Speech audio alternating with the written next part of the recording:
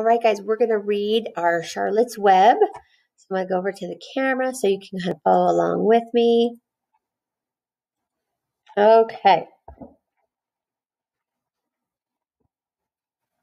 So we're on to chapter 13. Let's get ourselves situated here. I'm going to move.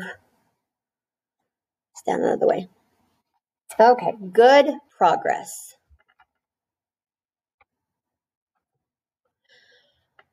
Far into the night, while the other creatures slept, Charlotte worked on her web. First, she ripped out a few of the orb lines near the center. She left the radial lines alone as they were needed for support. As she worked, her 8 legs were a great help to her. So were her teeth. She loved to weave, and she was an expert at it.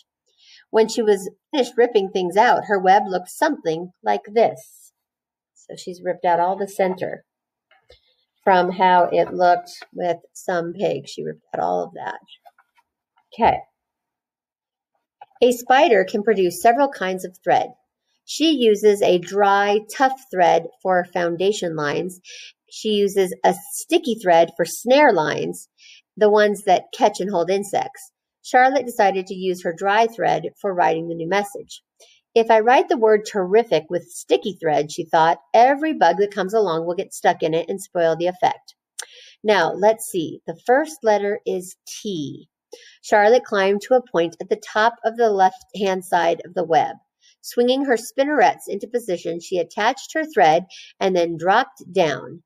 As she dropped, her spinning tubes went into action and she let out thread. At the bottom, she attached the thread. This formed the upright part of the letter T. Charlotte was not satisfied, however. She climbed up and made another attachment right next to the first. Then she carried the line down so that she had a double line instead of a single line. It will show up better if I make the whole thing with double lines. She climbed back up, moved over about an inch to the left, touched her spinnerets to the web, and then carried a line across to the right, forming the top of the T. She repeated this, making it double. Her 8 legs were very busy helping. Now for the E. Charlotte got so interested in her work. So we're on page 93. We're going to go to page 94. She began to talk to herself, as though to cheer herself on. If you had been sitting quietly in the barn cellar that evening, you would have heard something like this. Now for the R.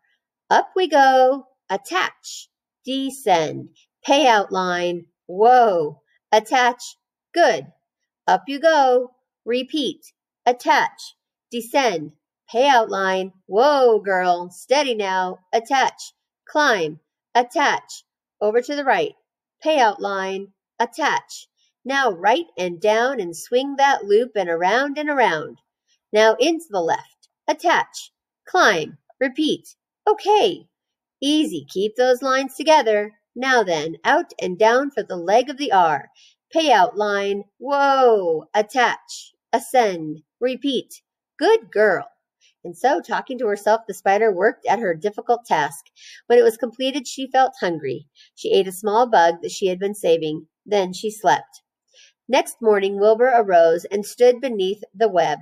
He breathed the morning air into his lungs. Drops of dew catching the sun made the web stand out clearly. When Lurvy arrived with breakfast, there was the handsome pig, and over him, woven neatly in block letters, was the word terrific. Another miracle.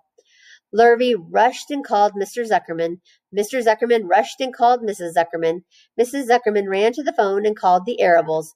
The Arables climbed into their truck and hurried over.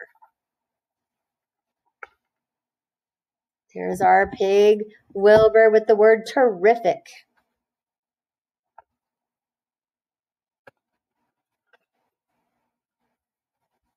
Okay. Everybody stood at the pig pen and stared at the web and read the word over and over while Wilbur, who really felt terrific, stood quietly swelling out his chest and swinging his snout from side to side. Terrific, breathed Zuckerman in joyful admiration. Edith, you better phone the reporter on the Weekly Chronicle and tell him what has happened. He will want to know about this. He may want to bring a photographer. There isn't a pig in the whole state that is as terrific as our pig. The news spread. People who had journeyed to see Wilbur when he was some pig, came back again to see him now that he was terrific. That afternoon, when Mr. Zuckerman went to milk the cows and clean out the tie-ups, he was still thinking about what a wondrous pig he owned. "Lurvy," he called, "there is to be no more cow manure thrown down in that pig pen. I have a terrific pig. I want that pig to have clean, bright straw every day for his bedding. Understand?" "Yes, sir," said Lurvy. "Furthermore," said Mr. Zuckerman, "I want you to start building a crate for Wilbur. I have decided to take the pig to the county fair on September 6th. Make the crate large and paint it green with gold letters." "What will the letters say?" asked Lurvy. "They should say, 'Zuckerman's famous pig.'" Lurvy picked up a pitchfork and walked away to get some clean straw. Having such an important pig was going to mean plenty of extra work, he could see that. Below the apple orchard, at the end of a path, was a dump where Mr. Zuckerman threw all sorts of trash and stuff that nobody wanted any more. Here, in a small clearing hidden by young alders and wild raspberry bushes, was an astonishing pile of old bottles and empty tin cans and dirty rags and bits of metal and broken bottles and broken hinges and broken springs and dead batteries and last month's magazines and old discarded dish mops and tattered overalls and rusty spikes and leaky pails and forgotten stoppers and useless junk of all kinds, including a wrong-size crank for a broken ice cream freezer. Wow, there's a lot. Templeton knew the dump and liked it. There were good hiding places there, excellent cover for a rat, and there was usually a tin can with food still clinging to the inside. Templeton was down there now, rummaging around. When he returned to the barn, he carried in his mouth an advertisement he had torn from a crumpled magazine. "How's this?" he asked, showing the ad to Charlotte. "It says crunchy. Crunchy would be a good word to write in your web." "Oh, just the wrong idea," replied Charlotte.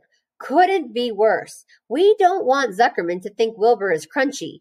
He might start thinking about crisp, crunchy bacon and tasty ham. That would put ideas into his head. We must advertise Wilbur's noble qualities, not his tastiness. Go get another word, please, Templeton." The rat looked disgusted, but he sneaked away to the dump and was back in a while with a strip of cotton cloth. "How's this?" he asked. "It's a label off an old shirt." Charlotte examined the label. It said, "Pre-shrunk." "I'm sorry, Templeton," she said, "but pre-shrunk is out of the question. We want Zuckerman to think Wilbur is nicely filled out, not all shrunk up. I'll have to ask you to try again." "What do you think I am, a messenger boy?" grumbled the rat. "I'm not going to spend all my time chasing down to the dump after advertising material." "Just once more, please," said Charlotte. "I'll tell you what I'll do," said Templeton. "I know where there's a package of soap flakes in the woodshed. It has writing on it. I'll bring you a piece of the package." He climbed the rope that hung on the wall and disappeared through a hole in the ceiling. When he came back, he had a strip of blue and white cardboard in his teeth. "There," he said triumphantly. "How's that?" Charlotte read the words, "With new radiant action." "What does it mean?" asked Charlotte, who had never used any soap flakes in her life. "How should I know?" said Templeton. "You asked for words and I brought them. I suppose the next thing you'll want me to fetch is a dictionary." Together they studied the soap ad. "With new radiant action," repeated Charlotte slowly. "Wilbur," she called. Wilbur, who was asleep in the straw, jumped up. "Run around," commanded Charlotte. "I want to see you in action, to see if you are radiant." Wilbur raced to the end of his yard. "Now back again, faster," said Charlotte. Wilbur galloped back. His skin shone. His tail had a fine, tight curl in it. "Jump into the air," cried Charlotte. Wilbur jumped as high as he could. "Keep your knees straight and touch the ground with your ears," called Charlotte. Wilbur obeyed. "Do a backflip with a half twist in it," cried Charlotte. Wilbur went over backwards, writhing and twisting as he went. "Okay, Wilbur," said Charlotte. "You can go back to sleep." "Okay, Templeton, the soap ad will do, I guess. I'm not sure Wilbur's action is exactly radiant, but it's interesting." "Actually," said Wilbur, "I feel radiant." "Do you?" said Charlotte, looking at him with affection. "Well, you're a good little pig, and radiant you shall be. I'm in this thing pretty deep now. I might as well go the limit." Tired from his romp, Wilbur lay down in the clean straw. He closed his eyes. The straw seemed scratchy, not as comfortable as the cow manure, which was always delightfully soft to lie in. Oh my. So he pushed the straw to one side and stretched out in the manure. Wilbur sighed. It had been a busy day, his first day of being terrific. Dozens of people had visited his yard during the afternoon, and he had had to stand and pose, looking as terrific as he could. Now he was tired. Fern had arrived and seated herself quietly on her stool in the corner. "Tell me a story, Charlotte," said Wilbur, as he lay waiting for sleep to come. "Tell me a story." So Charlotte, although she too was tired, did what Wilbur wanted. "Once upon a time," she began, "I had a beautiful cousin who managed to build her web across a small stream. One day a tiny fish leaped into the air and got tangled into the web. My cousin was very much surprised, of course. The fish was thrashing wildly. My cousin hardly dared tackle it, but she did. She swooped down and threw great masses of wrapping material around the fish and fought bravely to capture it." "Did she succeed?" asked Wilbur. "It was a never-to-be-forgotten battle," said Charlotte. "There was the fish, caught only by one fin, and its tail wildly thrashing and shining in the sun. There was the web sagging dangerously under the weight of the fish." "How much did the fish weigh?" asked Wilbur eagerly. "I don't know," said Charlotte. "There was my cousin, slipping in, dodging out, beating mercilessly over the head by the wildly thrashing fish, dancing in, dancing out, throwing her threads and fighting hard. First she threw a left around the tail. The fish lashed back. Then a left to the tail and a right to the midsection. The fish lashed back. Then she dodged to one side and threw a right and another right to the fin, then a hard left to the head, while the web swayed and stretched." "Then what happened?" asked Wilbur. "Nothing," said Charlotte. "The fish lost the fight. My cousin wrapped it up so tight it couldn't budge." "Then what happened?" asked Wilbur. "Nothing," said Charlotte. "My cousin kept the fish for a while, and then when she got good and ready, she ate it." "Tell me another story," begged Wilbur. So Charlotte told him about another cousin of hers who was an aeronaut. "What is an aeronaut?" asked Wilbur. "A balloonist," said Charlotte. "My cousin used to stand on her head and let out enough thread to form a balloon. Then she'd let go and be lifted into the air and carried upward on the warm wind." "Is that true?" asked Wilbur, "or are you just making it up?" "It's true," replied Charlotte. "I have some very remarkable cousins. And now, Wilbur, it's time for you to go to sleep." "Sing something," begged Wilbur, closing his eyes. So Charlotte sang a lullaby, while crickets chirped in the grass and the barn grew dark. This was the song she sang.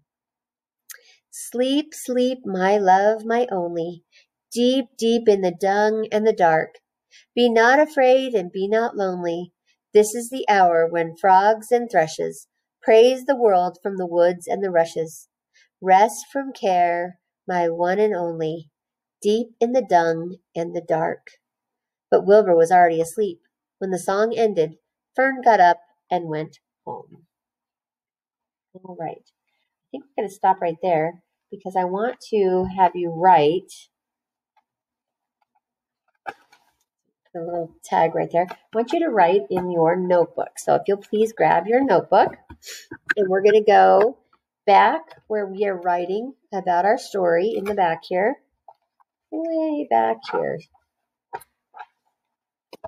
I should put a little tag or something that helps me find it a little faster than this. Okay, so yesterday you wrote about how do the animals in the barn feel about Templeton. How do you know? Okay, and then today,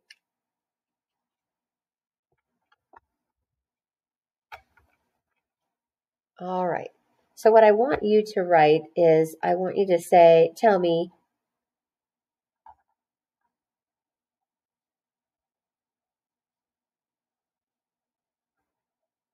I want you to write, tell me a story that some people would think is made up, but it is actually true. Okay, so I want you to write me a story here that some people would think is made up, but it is actually true. So Charlotte just told some stories about her family, a cousin catching a fish. That doesn't seem like it would be true, but it was. And then one that was a balloonist who could make balloons with her thread from her spinneret, and she could fly in the air. So if you'll write down a story that you think people would say, "Oh, that can't possibly be true," but it really is. You can put that there. When we get back to school, I will be so excited to hear everybody share theirs. If you want to share yours with me, you can always take a picture of it, a screenshot of it, and send it to me. That would be great. I would love to see that. All right, guys, that's all we're going to do for today on the reading. So it's just one chapter, but it was kind of a long one. And then I want you to have time to write. All right, have a great day, guys. I'll see you in our math lesson because that's where I'm going to go next.